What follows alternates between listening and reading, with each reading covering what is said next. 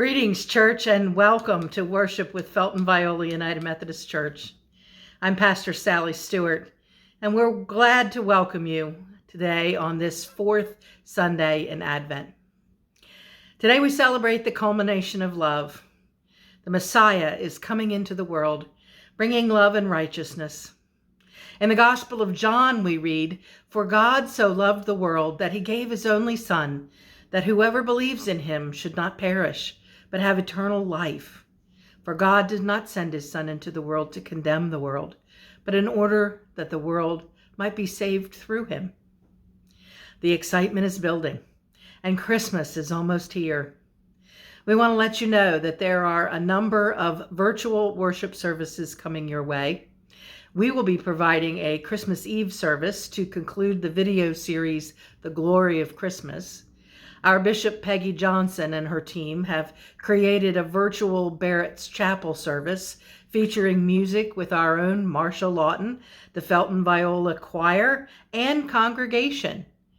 This evening at 5 p.m., we will light our fourth Advent candle in the courtyard, and on Thursday night, Christmas Eve, we will meet to light our final Christ candle.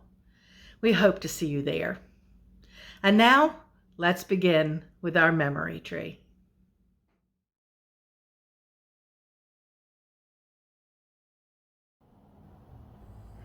Okay. Hello, I'm Linda String, and I'm going to start with my family ornaments. My mom and dad always took us to the shore, so I have a shore bird to hang up for them.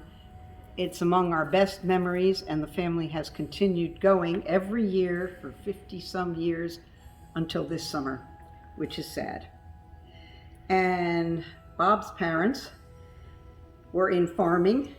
Bob's dad immediately in farming, but his mom worked as a teacher to help support it. It's a very nice hobby being a dairy farmer, but it takes more money than the dairy farm itself will give. And then the last one for my family is an ornament I got from one of my kids, probably Lee. That would be my guess. Bill's wife, Lee.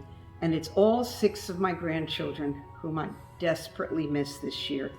Even the ones right across from us, we still don't get to see them almost at all.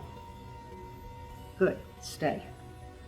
Now, the next one is in memory. Oh heck, I've gone brain dead. This is terrible.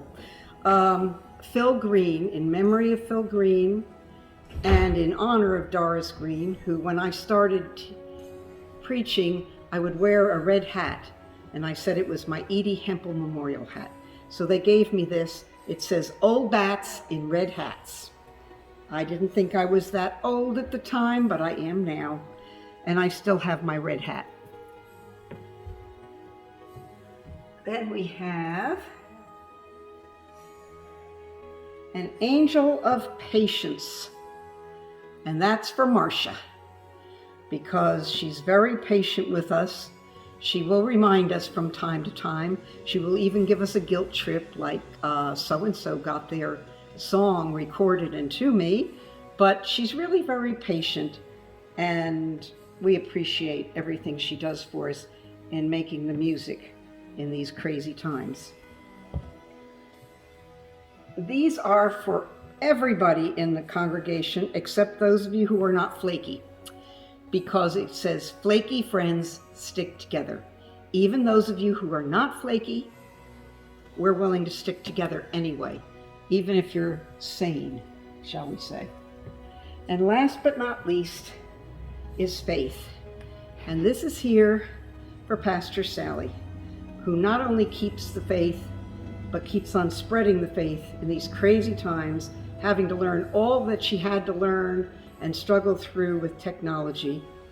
Actually, I should be putting this up for Helen too, because without her keeping the faith, we wouldn't have this. And someday we will be back together, and I will be very grateful.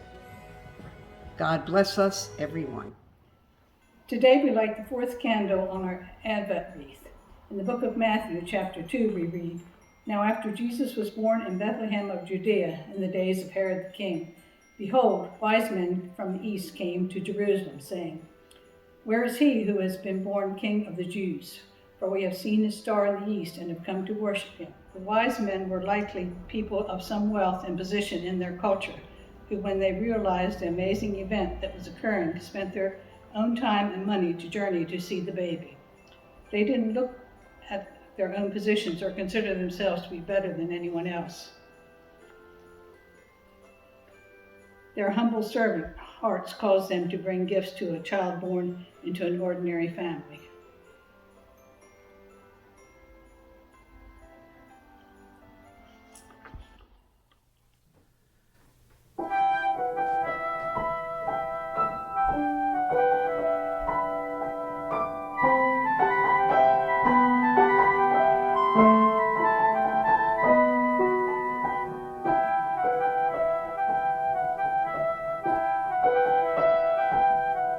What child shall come that lonely night and bring God's love forever? Behold the shining light and sing with joy together. This is Christ the King, whom shepherds guard and angels sing. Haste to bring him low, the babe, the Son of Mary.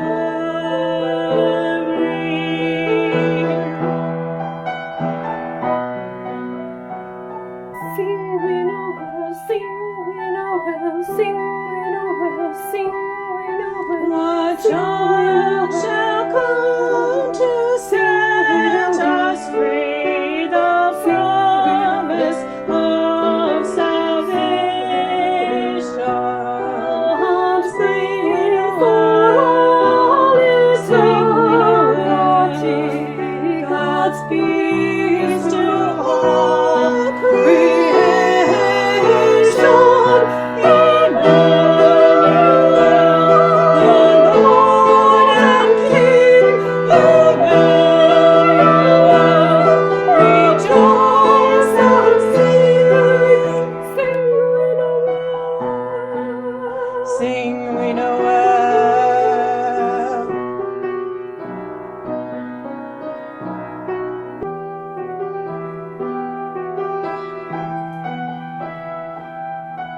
A child shall come that come to dwell. Sing we know well. A child shall come that come to dwell. Sing we know well. Follow him, Lord,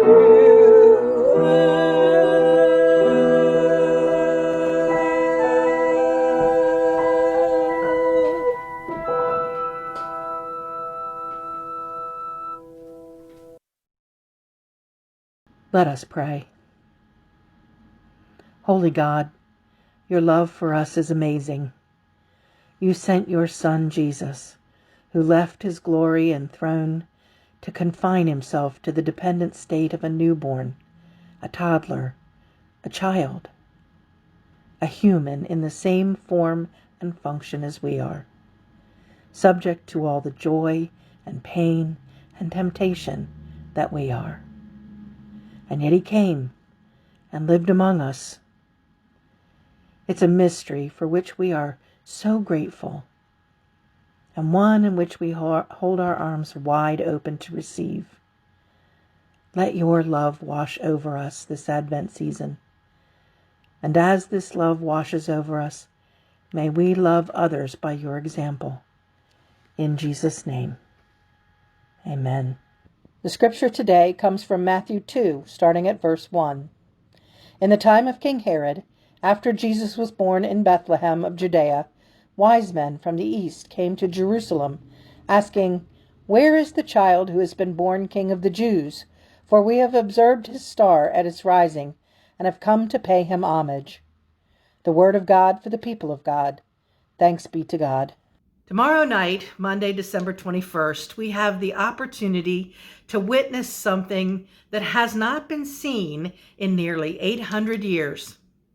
Tomorrow is the winter solstice, and the planets Jupiter and Saturn will line up to create what is known as the Christmas star, or the Star of Bethlehem. These two planets haven't appeared this close together from Earth's vantage point since the Middle Ages. And here we are in 2020, converging. It's appropriate, don't you think?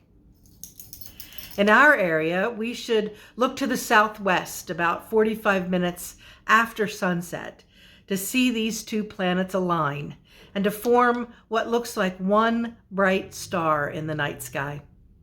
Some people have speculated that that's the star that guided the wise men on their way to see the new Messiah.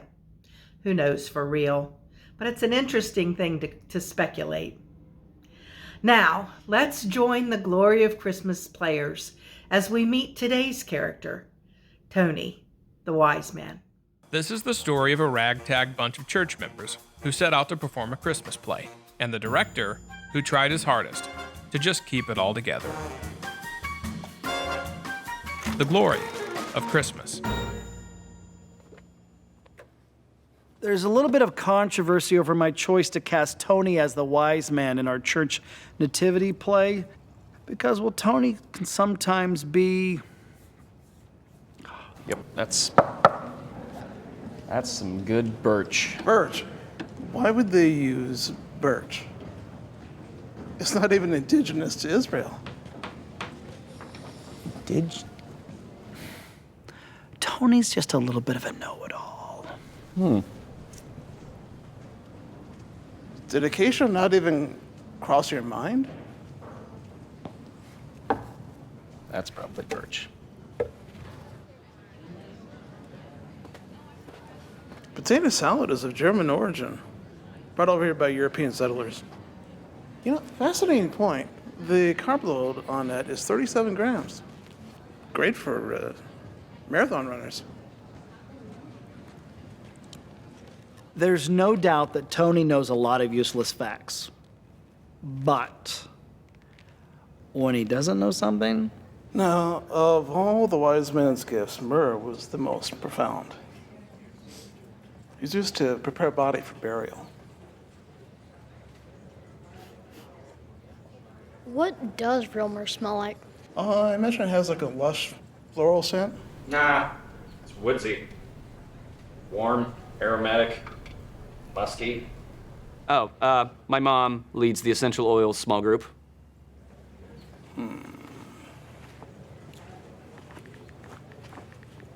But there's a certain something about Tony.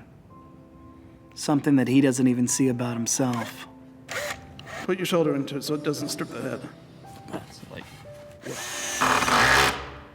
Hey, well done. That's good. Good job. Tony has the kind of heart that understands where the real treasures are. What they are, who they are.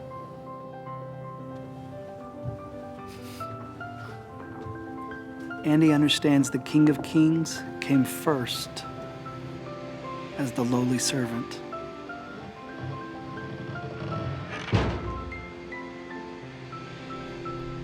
This baby, this beautiful gift, is the glory of God, the glory of Christmas, who would eventually sacrifice himself for us. For me, well, let's just say, with that kind of knowledge, you can never approach the manger quite the same way again.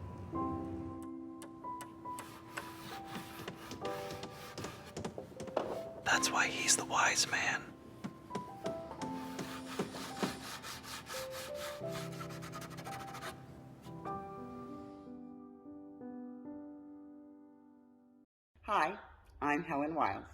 And after I saw that Advent film about the wise man, I think what it was trying to teach us is that sometimes know-it-alls need to be taught humility, and God will use people to teach you to be humble.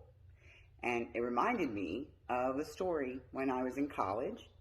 I went with a bunch of friends to Drayton Manor, which was a religious retreat owned by the Methodist Church for many years.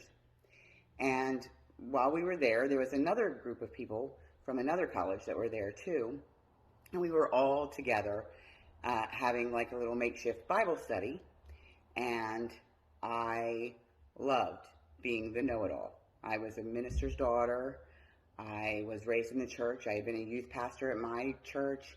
I had been a youth delegate to the conference. I was a religion minor in college. So I was just spouting Bible verses and just commanding the conversation. And there was one young lady who was sitting away from everybody else. And someone finally asked her, "Don't you want to join us?" And she said, "To be honest, I'm not religious. I've never been to church. And I came here because a friend of mine told me that if I came here, I would meet very good, welcoming people, and I really needed that in my life." She said, "But I have to be honest with you, I don't feel very welcome." And everybody immediately was like, "Oh, come sit with us, be our friend," kind of thing. And I had no idea what to say. So I just got up and went and sat next to her. I didn't say a word. I just went and sat next to her. And we finished up, and then we all went to bed. And the girls went to one section, the boys went to the other, and the girls all sat around and started talking. And let's just say that the conversation went from the word to the world. We started telling really fun stories about our sinful past. So once again, I was commanding the conversation.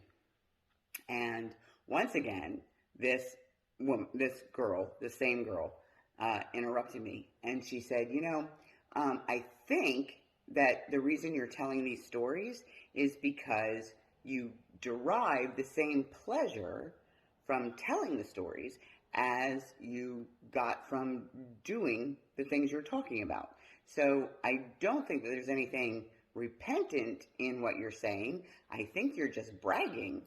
And my first reaction was to tear her down with words and with Bible verses and with everything I could think of to defend myself and make her feel small. Then we went to bed. Everybody went to bed, and I'm sure everybody else slept just fine, but I did not, because I had such a weight on my heart that I had done such a terrible thing to someone who had come into our community because she was looking for warm, welcoming people. And I had been the one that hadn't done that for her. And so the next morning, everybody came downstairs, very well rested. I came down with bags under my eyes, in tears, and I made a beeline for her. And I said, "I just wanted to tell you how very, very sorry I am about last night." And she said, "It's fine." And she said, "But I just wanted you to know, during the Bible study, you did not impress me. You knew a lot, but you did not impress me. At that night when we were talking, last night when we were talking, you had big hyperbolic stories, but they didn't impress me." She said, "What did impress me was when you just got up and sat next to me." And it's 30 years later, and I'm pretty sure that if you were to walk up to her in the street and say, "Hey, do you remember 30 years ago when you went to Drayton Manor and you met this loudmouth know-it-all girl?" She probably would have to search her brain or her memory to come up with me. But I have to tell you, I have carried that girl with me every day. for 30 years because she was God's vessel to teach me to be more humble and more giving of myself, not showing off, but just to give. And so that's what I thought of when I saw that today. So remember to always let God in your heart, and sometimes it just feels like love, other times it feels like tough love, but it's okay because He's teaching you how to be a better, more humble servant. Amen. There's a lot of speculation that goes on when it comes to the wise men. Where did they come from? How long did they travel? The star in the east business. But the wise man in today's video doesn't address any of that. He's more worried about acacia wood and potato salad, right? We all have a Tony in our lives. Someone full of useless trivia and not afraid to share it. Someone who seems to want to impress everyone with their vast knowledge. Remember Cliff Clavin, the mailman character on the TV show Cheers? Kind of like that. The thing about know-it-alls is that they can often be mean-spirited, condescending. A lot of time, people don't really want to be around them. The Bible talks about that in Proverbs 13:10, where it says that arrogant know-it-alls stir up discord, but wise men and women listen to each other's counsel. Interesting. When people do that, when they show off how much they know, it makes you wonder, what is it that they really want? Admiration? Applause? Maybe an argument? For lots of people, it seems that there's an underlying sense of insecurity. Sometimes people use how much they know to hide the fact that they don't think that they're enough, not smart enough, not cool enough. If they overwhelm other people with how much they know, they can prevent them from looking any deeper and discovering how anxious and full of self-doubt they are. That's what Helen discovered in her encounter on the retreat. That vulnerability is the tender spot she touches every time she recalls the events of that weekend.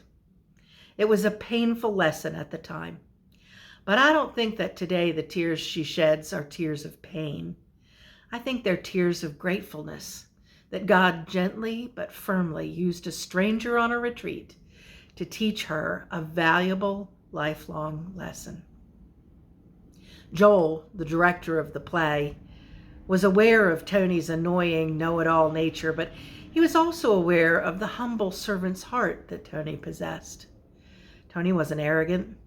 In fact, he was the one who saw what needed to be done and stepped in to do it, making sure that the stable was level, vacuuming under the manger. No one had to ask him. He saw what needed to be done, and he did it. Let me tell you a secret about Helen. Some of you already know this, but Helen is the reason that you all are watching these videos each week. Yeah, Marcia Lawton, a variety of readers, the candlelighters and the memorial tree ornament hangers, and the choir, we all participate. But since the pandemic started in March, nearly every week, Helen has quietly and without fanfare woven all those bits and pieces into the worship video that you watch every week. She hasn't complained when I goof stuff up or gotten stuff to her late.